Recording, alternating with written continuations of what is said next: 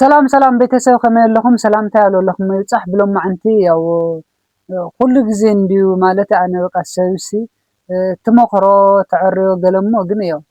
ኣተሓሳስባሉ ጎደለ ሰብ ብዙሕ እንዲሉ ኣሎ ግን ኣነ ብጣዕሚ ለሐዝነን ነገር ግን ማለት ንሕና ብጣዕሚ ንመሃረሉ ለይግበአና ነገር በቃ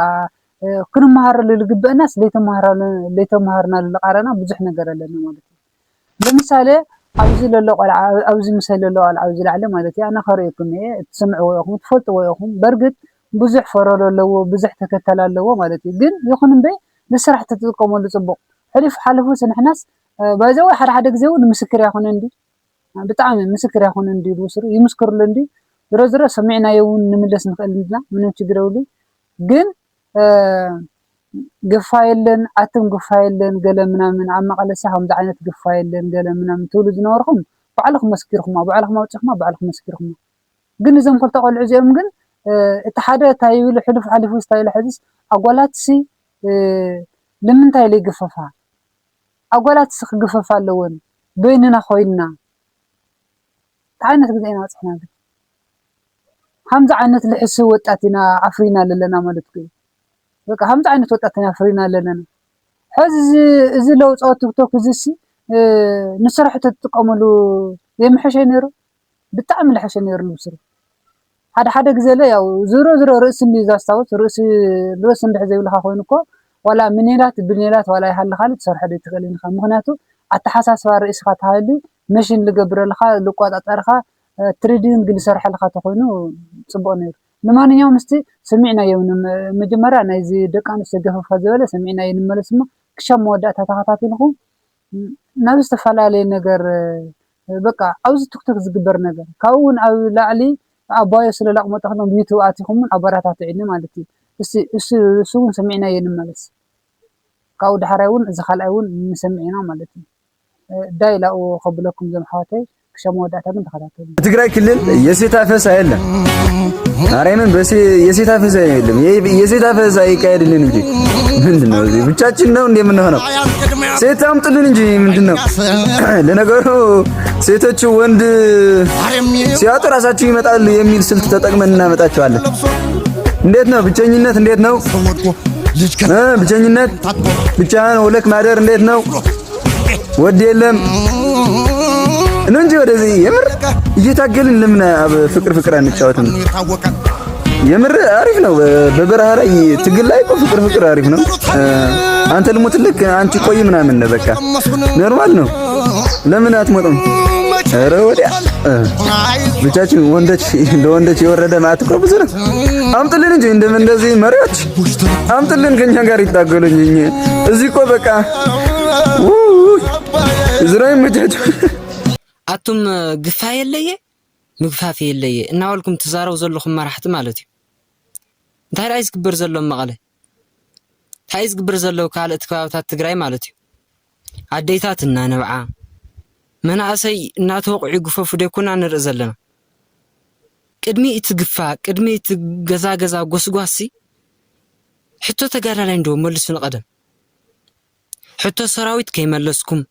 መንእሰይ በበይከደ ናባይ ሓልፍ እናወልኩም እሞ ድማ ግፋ የለን ከኣትውሉ ብቻ እዚ ኣመጽኦም መስርዕኹም መልኡ ዲኹም ዳ ጥራሕ ትደልዩ ሕቶ መንእሰይ ክስማዕ ይውልን ሕቶ ህዝብስ ክስማዕ ይውልን ንህዝብ ደይኮና እናተቃለስና መጺና መንእሰይ ክስደት ናብ ዘይተደለየ ሽግራት ክመርጽ ዝግበር ኣካይዳ ጠጠው ይበል ክትፈልጥዎ ዘለኩም ብኸምዚ ዝመጽእ ዓወት የለን ሰላም ንህዝብና ይቐኒየለን ካብ ትግራይ ወጣት ለሎ ለይትጽበየ ነገር ብጣዕሚ ዝገርመካ ነገር ማለት እዩ ኣነ እዚ መበል ካልኣይ ዘቕረቡ ኩልኩም ኣይኮነ እሱ መስኪሩ ምን ምግባር ኣይከኣል ለሎ ነገር ኣብ መሬት ለሎ መስኪሩ ግን ሕዝቡን እኮ ሓቃውነት ለለውን እኮ ኣይፍቴና ኣብ ሰዓት በቃ ኩሉ በቃ ደስተኛ ይኹን ከተኸደሉ ኣረ ንሕናስ ሰላማት ኮይና ኩልናስ ለዛ ትግራይሲ ኩልናስ ልትግባእ ነገር ከፊልና ኢና ሕዋት ከፊልና ኢና ኩልኻ ሸር ገወሮ ኣውፅሕዮ ላውሉ ምልኮተ ለውፅሕዮ ልብስሩ ንሕና ከፊልና ኢና ንሕና ሰላም ኢና እንድላ ዓድና እምበይሲ ሱልኻ ጎጎ ናርዕኻሲ ብጣዕሚ ዝገርም ልብስሩ ንወስሮ ቁስል ኣዴታትና የሕዝነና ዲ ኮይኑ كل جزء نبعت تجري سيحزن النادي خانو أنا بتعمل جرمان للوسر مالتي بتلي حدا وشنا أتغمى كومنتسي بزح نجار ياهم تولو مالتي بوليتيكا ياهم تولو قال تولو عدا خا ممكن خالص بوليتيكا دي هون هاد بوليتيكا مالتها مدي حما قيت النجارو بقى بلا حل في زمان السباق كل نجار كحلا في بقى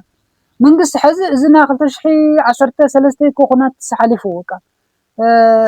لخفلا مساعة خفلو لقصلنا متنا لما كتا كل نجار بقى بتي إجزاهر بالولا نحنا خنوص كلنا أنا على خوص كل خو ملت هون خوصي إجزاهر الوتر تعرف الله خوكا نمن تعزين نحنا زي ردنا نحنا سبق بزي بلي حقه ولا خد نجار للس طويل بقى تصبق يخوني أتم حدا النجار لهم ساعات لا تصبق يخونكمي نجارهم استحقلكم مينا إنما مس من قصة اللي تحاز النجار يخونه قال يخونه بقى هزبي أنا حدا نجار بحاله بتعمل نجار ليه ترد إن تياك يخونه النجار جنت هيديسي هم هزبي مالتي هم هزبي سواء أو نتكونه بقى سواء أو نتلتخير هزبي مالتي من قصة مالتي هزبي طولو نوركم راح تناسي حزد أوي لهم إن إحنا هزوكم كون قد لنا عيد لهم ما لتحجزنا دعمه فتحاولنا هم بلي تكونوا صريحوا قاعد توقع تقول بهم ساتي لم تسخطهم لتحجز إزي تخكلنا لخون لنا تجارن جري سوت قعدتي سلاماوي ديمقراطياوي هم تنقد محزل نارك خونه اللي هو مالتي بس حلو خونه نجر سوت تناغيرو سو بوليتيكا لجبر ندح يكونوا بهم ساتي ناشما خوتات وا إتي هزبي مالت منقسي زبل أتحساس هذا ورنا يكمل حج أنا وخود مالتي أنا بتعمل جبر مني مبسوط بقى تحسوا تلاها سلام لك تبهال بن سلام هتنفك أنا وين زحز أنا زنا جرز الله هون أنا نوع علي تايخي مثلا من ما مثلا مالت يخوني جن زمت أي مثلا من ما كوزي زله هون را زبلني خوني صح نقول أفتخر إذا جبر زلسي صح نقول مالت هذا بيقد مثلا استمعلتي قد ما رأيت معلتي أو تجري تعنت تبدأها مستخايدة تفوت لهم كلنا نفوت لنا حزت مع بزنيت مال استخايدون أو رأي عزو أو هجرة قال استخايدون تفوت لهم أما حز هذا يقول لي مالك دي تمنقص له سراد عق حز لمثال بقى عرقنت سلامنت قال هوردي سلام كجبر أنا سلام أو إلي تخونس لا هزو يا دورة خاتخوين سلام لدلي سندي أنا بتعمل برمان بالمصر هزو يا دورة خالا هزو يا تفاقا همزي انتنا دورة خالا لدورة نجر همسات لقبر نجر سي سلام دي اللي بهال نجر اللي مالتي نحنا تقود على الهزوي تقود على الهزوي قنا حدا تيك توكات لهم قن مالتي أو عدهم سي حما أنا قد نخوت صحي تدور بقى همزي تمنيو بقى الناس ترى بمنت عينت حمل لنا أنا بتحمل بقى تعينت تحسس حمل لنا أنا الجرمان للبصر مالتي نا بخمس ملك أخونكم حواتي تتردوا ونا مالتي بقى إذا حسوا زي تردوا خمسي نقص على هوتنا خمن غيرنا أنا نحنا نحلفوا بقى خمن غيرنا أنا بقى إجزاهر متعرقنا سنة يوردنا لنا نحنا خنسمع معنا خنصلي لنا نبيسي بقى سؤال منن بقى من نجر لي فلا تفوت نجر لي بالخاص أو تفوت نجر عزقتي أتنا ببوزح نجر بروباغندا لنفعل لنا جن تنتنقق يحش لحاس أواص أيخون المصري منهم لواص نجر لي صباح نقول متعرق لي ترفي وكل نجر لي ترفي بقى سلامنا عوت لي ترفي صباح نقول جناو حق إن تحسها تصنع حاجة لتحدي لبقى لخانة شجر نجر تعلي لتشجر مفتوحي نوم تصلوا مالتين بي لبعاسة تيك توك خال معباي يوتيوب خال معباي لقبر لنجر زيت تطوخوا للأول وصل تطولوا الخيل الأول أفتقد كل حدا يبقى من بقى نحسب لي إنت الليلة لو حدا نمسع يسمع معنا بقى نحسب لي إنت للأول لو حدا يمسع يسمع معنا مخناتو تحسب لي إنت هاللي بحسب تسمع معلم من قدي ممرات من تجريولي إذا كلنا للنجار تأمن اللي أخذ تحسبها في لله تحسسها نجار ናብ ሓደ ቦታ ላይ መጽኻ ናይ ምእራም ተገር ሃም ዝልበለ ኣመራርሓ ሃም ዝልበለ ወጣት ታለ ጽቡቕ እዩ በቃ ሰብ ብዝተባዓሰ ንምባዓስና ዝኾነ ነገር ክፍተት ብልተፈጠረ ቁጽሪ ጎኑና ተጠቕምካ ናብ ዘይኾነ ነገር ተመሓላልፍ ተኾይንካ ግን ብጣዕሚ ከበድ እዩ ኣሕዋት በዛኹም ኣብ ትግራይ ዝበጽሐ ነገርሲ ደስተኛ እዩ ጎርኩም ኣሕዋት ሕደጉ ንሕና ትግርኛ ተናገርቲ ናብ ሓድና ኢና ንኸድለና እምበይሲ ናበዝሓና ይኸድና በቃ ንሕናሲ ንውሕደሉ ዘይኾነሲ ሰላም ንኾነሉ ግዜ ዓድና ጽቡቕ ትኾነሉ ሓንታና ቀደም ትግራይ ዓባይ ትኾነሉ ገዘ ንሕና ክንፈጥር ለለና እምበይሲ ብቢ መዓልቲ ኣብዚ ዝተገብረ ነገር ለዓና ለደሰተና ለኸርተ ኮይኑ ትርጉም የብሉ ኣሕዋት እዚኣ ትርጉም የብሉ ወላ ወለድና ገለ ንሕተቶም ኢዶ ኣብዝና ቅድሚ ሕዚ እንታይ ነይሩ ኣብዝና ሕዚ ለለኸ እንታይ እዩ በቃ ወለድናስ በቃ ምስጢር ሒዞም ብጣዕሚ ሒዞም ክሻም መወዳእታ እዮም መንቀሳቐሱ ነይሮም እንተና ሎሚ ግን ማለት እዩ ምስ ሓውካ ዝተባዓልስኻለለ ኣብ ቲክቶክ ፀርፊ ምስቲ ሓደ ልበልካየለ ብዝቲ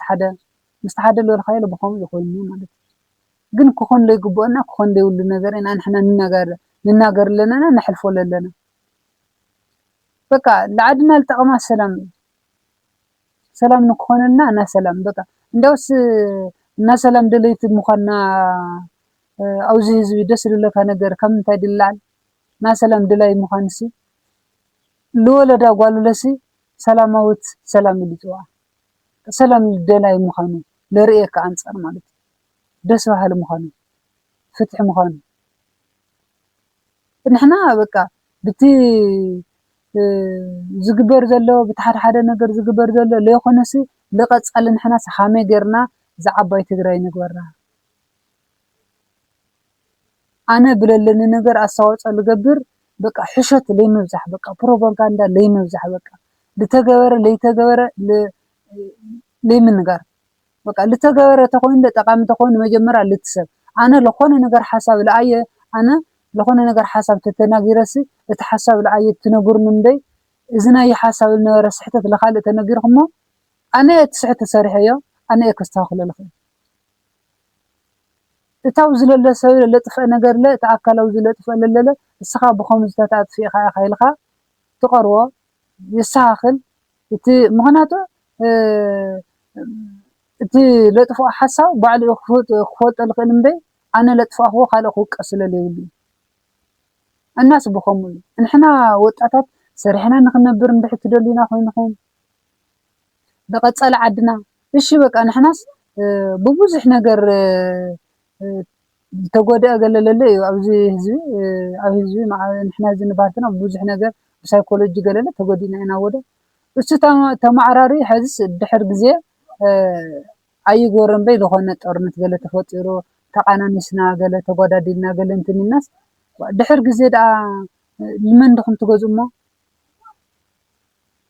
ልመን ድኹም ምሳኹም ክነብር ትገብሩ ዳ የህዝቢ ድዩ እንሕና እንድሕ ተወዲእና ዳ እሞ ኣበይ ተሪፉ ወላ እዚ ናይ ኢትዮጵያ መንግስቲ ለይኹን ወላ ናይ ትግራይ መንግስቲ ለይኹንሲ ኣነ ኣብ ክልቲኦም ለቕርቦ ሓሳብ ልመሰለኒ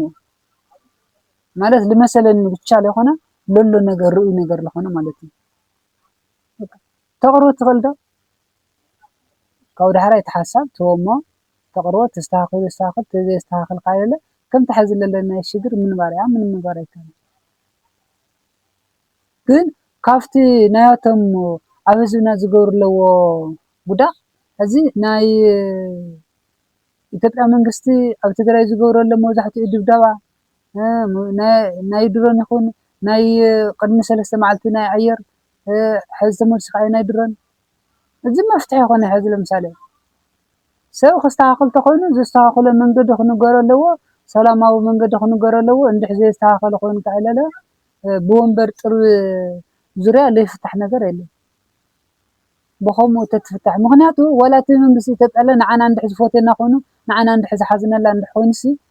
ብቢ መዓልቲ እናተኮስካ ድዩ ኮይኑ ብቢ መዓልቲ ነጥፍእካ ድዩ ኮይኑ ህዝቢ ይቕንሰልና ዶ ያቐነሰና ተኾይኑሲ ኣበይ ኮይና ዳ እሞ ንሕና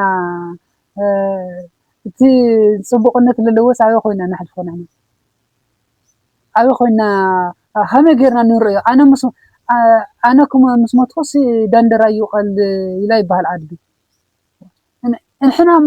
ندحل هزي ندحل دلينا خوين حزي سلاماوي هزي مسيزينا نحنا معرنتنا مسيزي لهزينا ندقف قال ندحل ولا خوين سي ببي معلتنا خد خنا قنسخه أفتع 15 أفتع 10 سيالة دا دحر أمندي خجز نمندي دا خجز دحر العنا ندي خجز أنا دا لمندي ما خجز أنا دا همز ندح خوين دا نحناسي